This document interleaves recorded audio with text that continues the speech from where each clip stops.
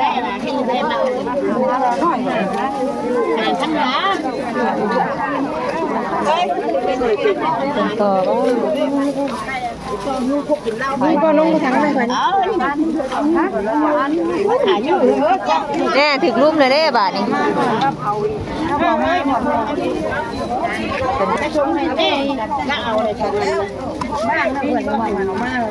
ตายจากใจมาหาไม่ได้ย่าคือเบากระเป๋าแล้วก็ขาดค่าบ่ไม่ถึงไม่ชื่อย่อยมัดเท่าไรนะมันมือมันแหลกตรงเอาเขาคือหาว่าเขาซื้ออยู่เนาะแต่ก็มาทิพย์ก่อนขายมาเท่าไรต่อบรรยากาศตอนเช้าฝนตกเนาะทุกคนป้าเราตกถนนหนทางกันคอยยองไปฝนตกเนาะมื้อวันอังคารคนก็จะหลายแน่พอมามื้อนี้แห้งหน่อยขอยันลม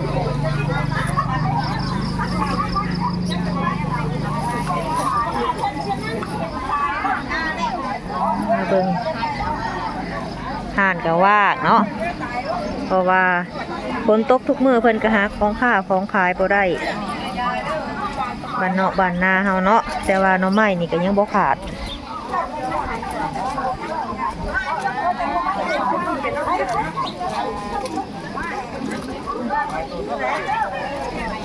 ทางน้องสาวเต่าเพิ่นก็ขายหน่อไม้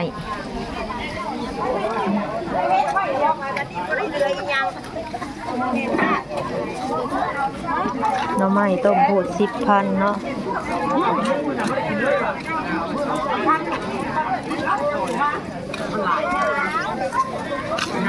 มีบ่สิหมูนี่มันคุ้มบ่มีซัมนี่เนาะคนขายผมป้าจะสิเป็นลมญาติกันเนาะเพราะว่าเพิ่นก็หาสินหมูคนในที่ไปเพิ่น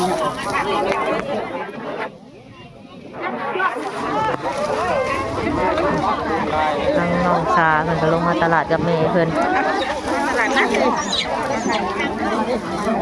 มีเงินเล่นเนี่ย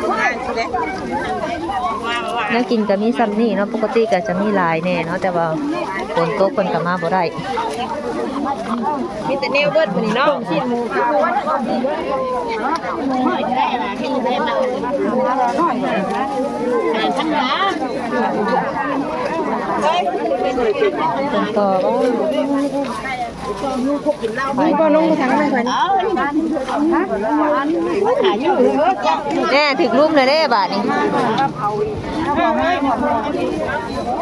เป็นจะทำมาหากินนะไม่ขายบาทนี้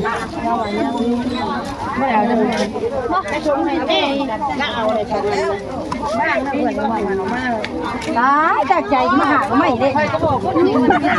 ย่าคือเบากระเป๋าแล้วก็ขาดค่าบ่ไม่ถึงไม่ชื่อย่อยมัดเท่าไรนะมันมือมันแหลกตรงเอา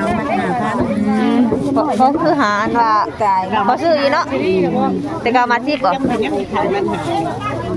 ขายมาเท่าไรต่อโอ้เขาซื้ออยู่เนาะมาลูกใหญ่ใหญ่ปกติน่าไปชื่อน้ำเขาฮะนะที่ตลาดไม่ต้องร้านกระเพาะทอดนะมียุ่งแห่งนั้นฉันไปเที่ยวนี่ตอนนี้ก็ขายหอยเชอรี่เอาเลยเอาเลย เมาไปเลยดิเอาเลยค่ะ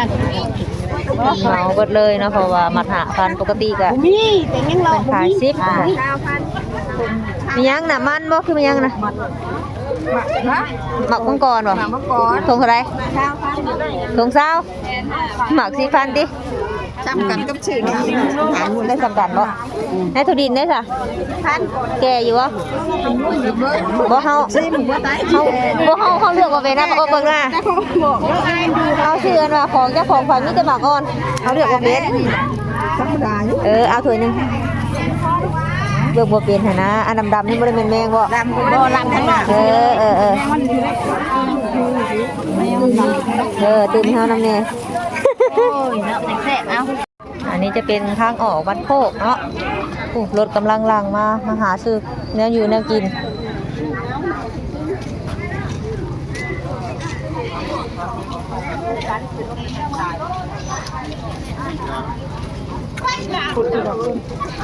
คนเนาะเพราะว่าคนขายเนี่ยอยู่ในกินหน่อยคนก็เลยหุ่มกัน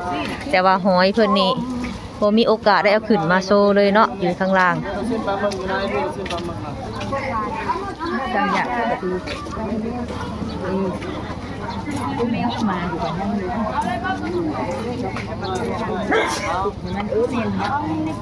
คืออีกสิ่งที่คือว่าคนเลยทางเมย์บาวายาเพิ่น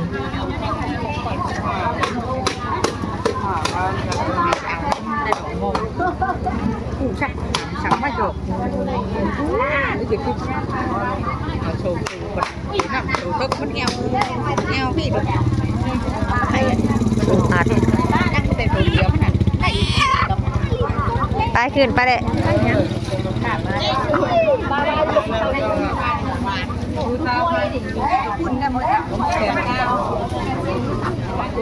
หมักใหม่หมักมังกรโล15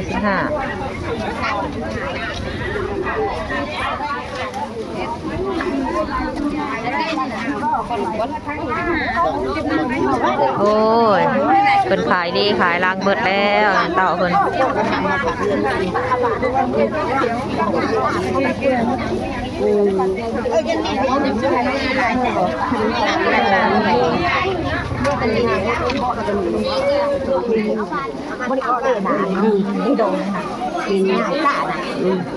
ดำหาบเราไหมไม่แล้วก่อนไม่นี่ก็เราไหมบ่เจอไม่ ชื่อของเต่าไปเลยเมาไปเลยดิเป็นเมาหมดเลยเนาะเพราะว่ามัดหาขนาดใหญ่เอาตัวเบาก็ดีบานนี่กันนี่มันดี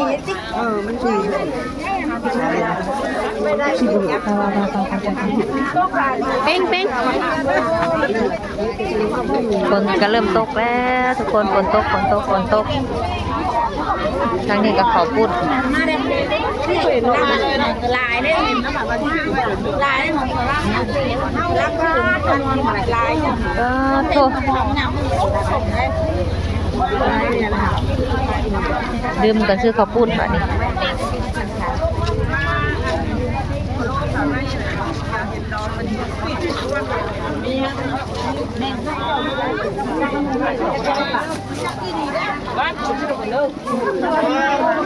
ได้ก็เห็นตัวใหญ่แท้เราโมชื่อไก่น้อย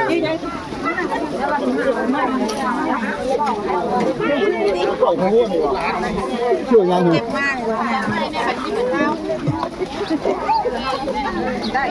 คนขายเบิดจนได้ยกเต็นนี้แล้วแบบนี้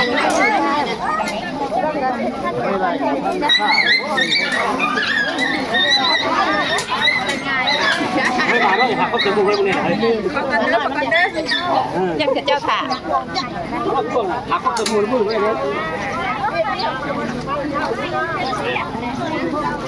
เครื่องนี้ก็ปิ้งไก่ขายดีปิ้งมือหลายๆโลแต่กับเบิด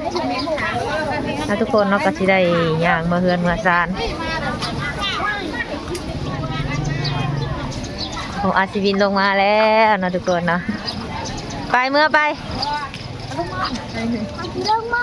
แน่นเด็ดไว้ตื่นสวยกันบอกอยู่บุ้นี่ตลาดน้อย